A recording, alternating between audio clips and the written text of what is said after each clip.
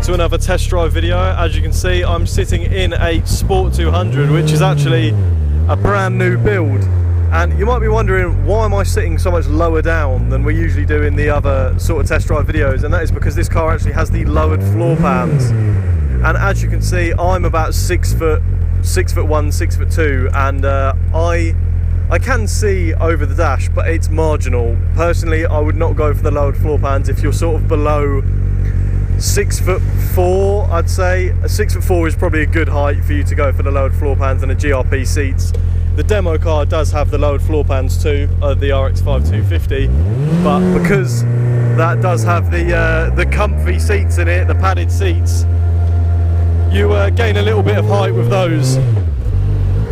So yeah, I mean, as you can see above my head, there is plenty of room in this car to fit someone which is about 6'8". I mean, yeah, there's enough room to work with here. I haven't got to worry about that. So for those of you at home which are wondering whether these cars can accommodate you, I mean, unless you're like 7'5", I think you'll be absolutely fine. But we'll start to make our way out onto some nice little B roads to give it a little bit of beans. I mean, as I say, this is a brand new build, brand new Sport 200. Obviously sporting the Hayabusa engine, 6-speed sequential box. So you can guess that this thing will be a little bit of a track weapon once it's in the customer's hands. Just stopped so Joe can put a little bit more preload on the suspension, because track setup is a bit different than what you'd have around the country roads, let's put it that way. But I mean, around us we've got pretty lucky with the weather today. I wouldn't mind this on a nice track day. What the f am I going on about?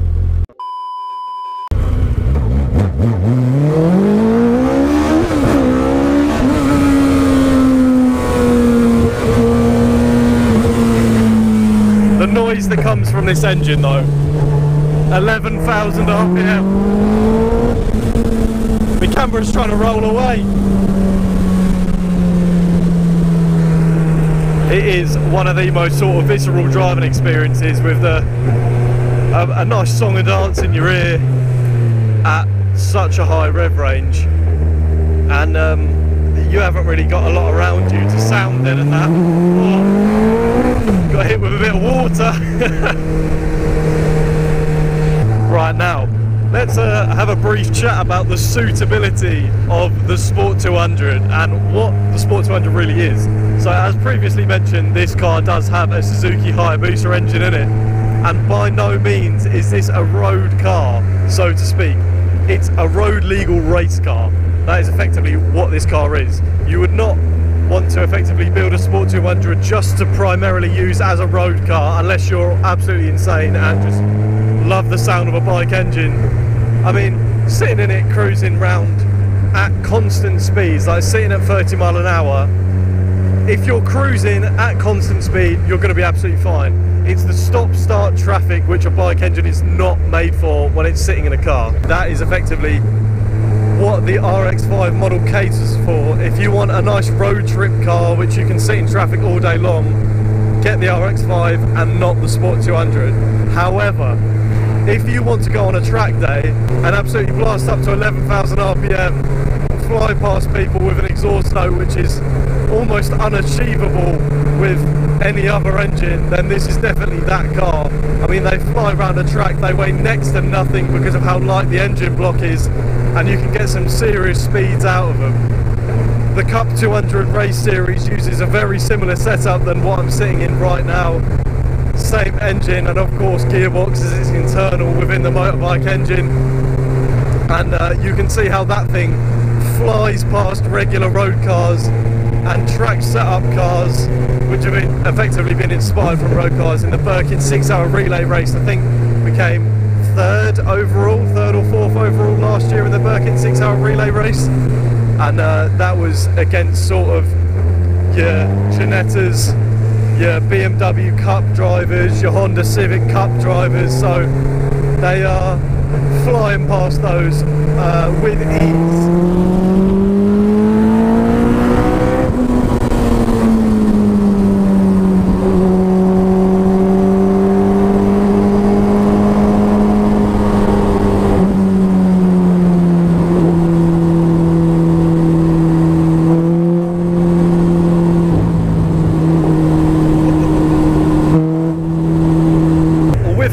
sort of bike engine revs through, especially within the car, you sort of do have to rev it as high up as you possibly can, close to that 11,000 RPM range, to sort of unlock every single bit of acceleration that you can.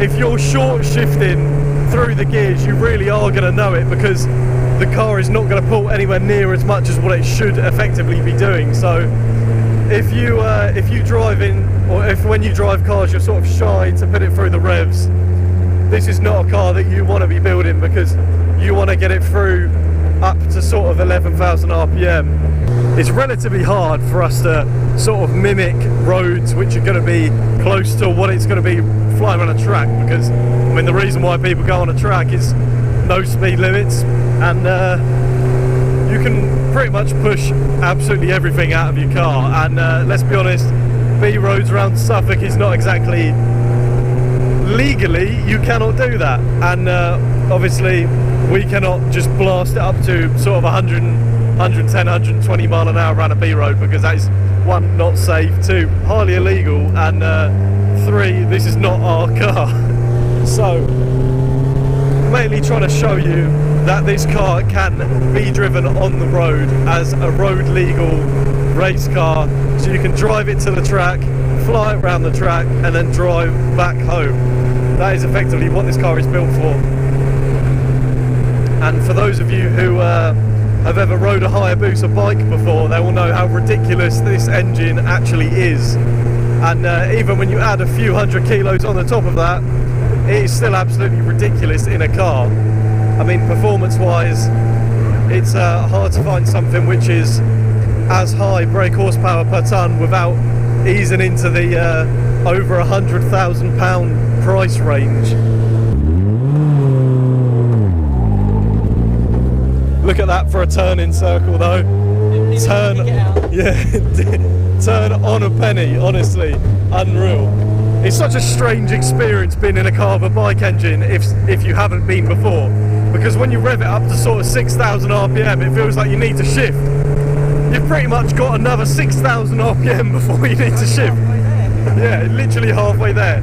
And even when you rev it up to 6 grand, like for my side, because I'm sitting on the exhaust side of the car, it's not quiet.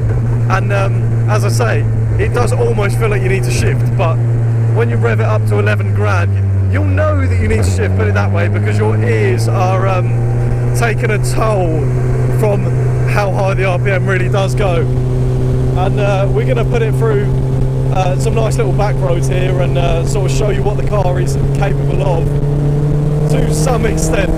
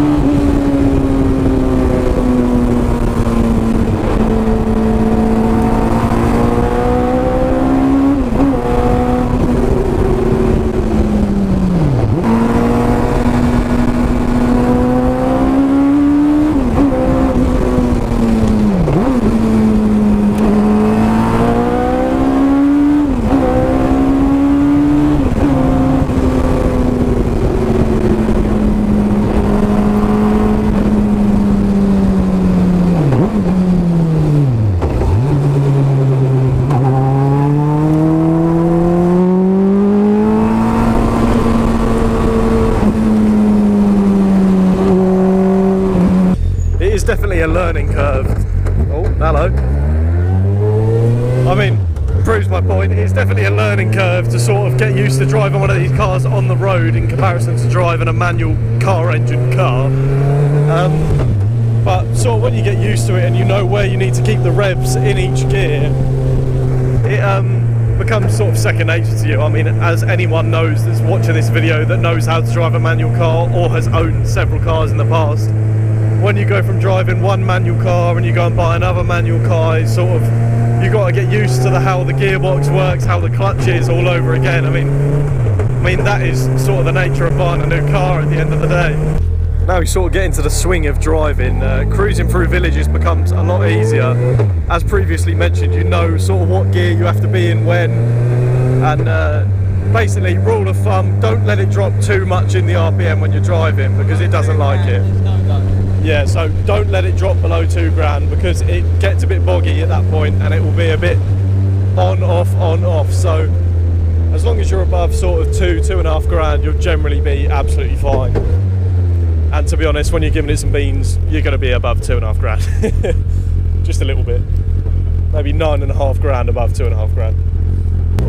But for those of you who want to buy a little cruising car, the RX-5 is absolutely perfect for you. Or if you want a bike engine car, this will do it. I mean, as you can see, driving through some lovely scenic villages, driving through Finch in Suffolk as we speak.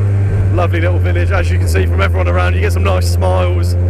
Everyone does like the look of a classic sort of Lotus 7 shaped car, and it gets some attention to say the least, really. And the noise of it is unusual for a lot of people. I mean, it does sound significantly different to a standard car engine, as you can hear.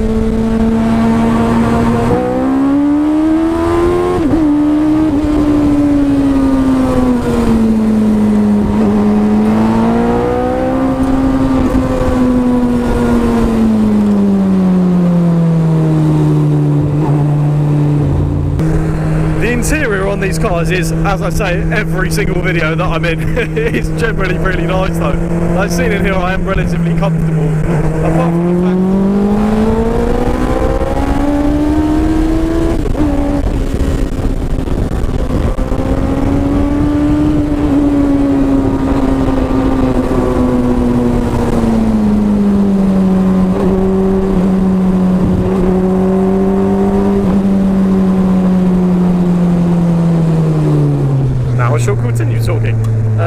apart from the fact that I'm, to put it simply, not tall enough for a GRP fiberglass seat and the lowered floor pan, I am comfortable in here with your padded tunnel top, gives you nice space to put your elbows. In terms of like the dash setup, you've got a fuel gauge on your left, oil pressure, and then you've got your water temp. It's basically standard bits really. It's the sort of thing that you'd want from a Digi Dash. Like effectively what we have with the CAN checked sensor in the middle of the RX-5 dials on the demo car, you've got the analog version of those dials in this car. Effectively all you need to check up on when you're driving on the track or on the road. And then you've got some nice sort of savage switches in the middle, which effectively you've got your different types of lights, fog lights, horn, hazard lights, a reverse light for obviously when you're going backwards, and a switch to press for when you actually do want to go into reverse, because it is an electric reverse motor. And then obviously your indicators as well. If you come from driving BMWs, you won't need to worry about the indicator switch. In this case, Joe has come from driving BMWs and he's actually indicated. First time for everything, eh? I do feel, as a self-proclaimed car enthusiast, as time goes on, the sort of analog feel of a car is going further and further in the wrong direction. Like nowadays when you buy a new car, it almost feels like you're driving a rolling computer, whereas this is you, an engine, gearbox, steering wheel and no driving aids. Like, you really do have to sort of put your driving skills to the test when you drive one of these cars. You can't rely on any assists to get you through anything. So in that sense it does make you a lot better of a driver. without having to rely on sort of traction control. Who needs traction control and your likes of your ABS, but you got your wheelwood calipers and bits like that, which are definitely man enough to stop you. Right, it's about time we give you a little launch. This is private road. We have flown abroad from England, as you guys know at home. Yeah, I think it's about time.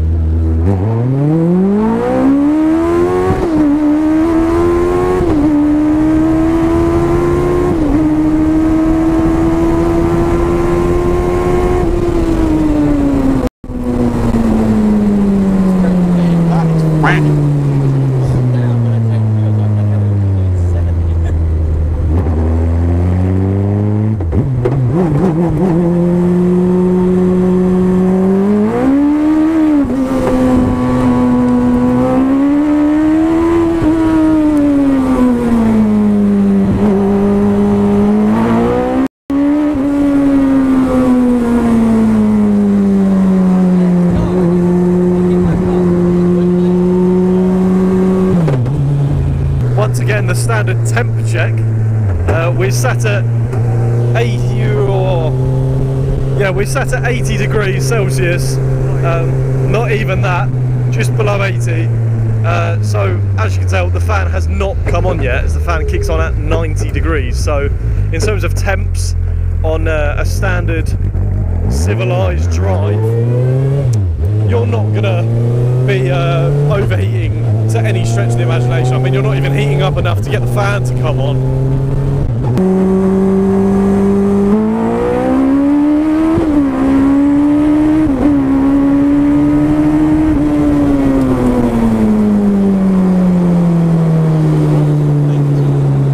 That launch was so strong, I was holding the sharp part of my camera, and when we did the launch, the camera actually just stabbed into my hand. So if that doesn't say enough how fast this thing picks up, I don't know what will. Honestly, this thing is absolutely ridiculous. I mean, a couple of minutes ago, simulating as close to a 0 to 60. I mean, it was probably close to a 10 to 60, because we don't go over the speed limit, as I've said many a time. It's against the law, so you can't do it. At the end of the day, I'm not allowed. So yeah, the 10 to 60 mile an hour, I'm pretty sure it did it in definitely a few seconds. I mean, you sort of start revving it, switch to second gear, you look down at the speedo, and you're at 60 mile an hour. Let's put it that way, 60 mile an hour. Well, I hope you enjoyed that little test drive. I know it's only a flash of what actually this car can do on the road.